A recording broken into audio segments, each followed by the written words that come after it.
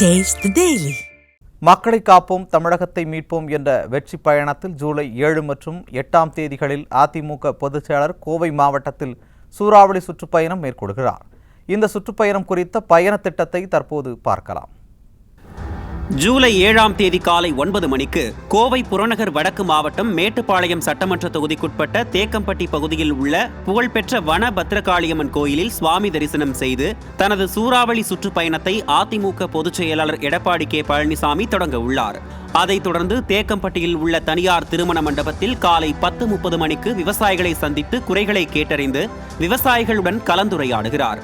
பின்னர் மாலை 4:35 மணிக்கு மேட்டுப்பாளையம் ஊட்டி சாலையில் காந்தி சிலை அருகே ரோட் ஷோவில் கலந்து கொண்டு அதிமுக பொதுச் செயலாளர் பொதுமக்களை சந்திக்கிறார். மேலும் மாலை 5 மணிக்கு மேட்டுப்பாளையம் பேருந்து நிலையம் அருகில் பிரச்சார வாகனத்தில் நின்று பொதுமக்கள் இடையே உரையாற்றுகிறார். பின்னர் மாலை 5:40 மணிக்கு காரமடை பேருந்து நிறுத்தம் அருகில் பிரச்சார வாகனத்தில் நின்றவாறு பொதுமக்கள் இடையே உரையாற்றுகிறார். இதையடுத்து மாலை 6:40 மணிக்கு கவுண்டம்பாளையம் சட்டமன்ற தொகுதிக்குட்பட்ட பெரியநாயக்கன் பாளையம் பேருந்து நிறுத்தம் அருகே பொதுமக்கள் இடையே உரையாற்றுகிறார். பின்னர் மாலை 7:40 மணிக்கு துடியலூர் ரவுண்டானா அருகே பொதுமக்கள் இடையே உரையாற்றுகிறார். மேலும் இரவு 9 மணிக்கு சரவணம்பட்டி பேருந்து நிறுத்தம் அருகே அதிமுக பொதுச் செயலாளர் பொதுமக்கள் இடையே உரையாற்றுகிறார். இதையடுத்து ஜூலை 8ஆம் தேதி மாலை 4 மணிக்கு கோவை வடக்கு சட்டமன்ற தொகுதிக்குட்பட்ட வடவள்ளி பேருந்து நிலையத்தில் மக்கள் இடையே அதிமுக பொதுச் செயலாளர் எடப்பாடி கே பழனிசாமி உரையாற்றுகிறார். மாலை 5:30 மணிக்கு சாய்பாபா காலனி பகுதியில் ரோட் ஷோவில் அதிமுக பொதுச் செயலாளர் பொதுமக்களை நேரில் சந்தித்து ஆதரவு திரட்டுகிறார்.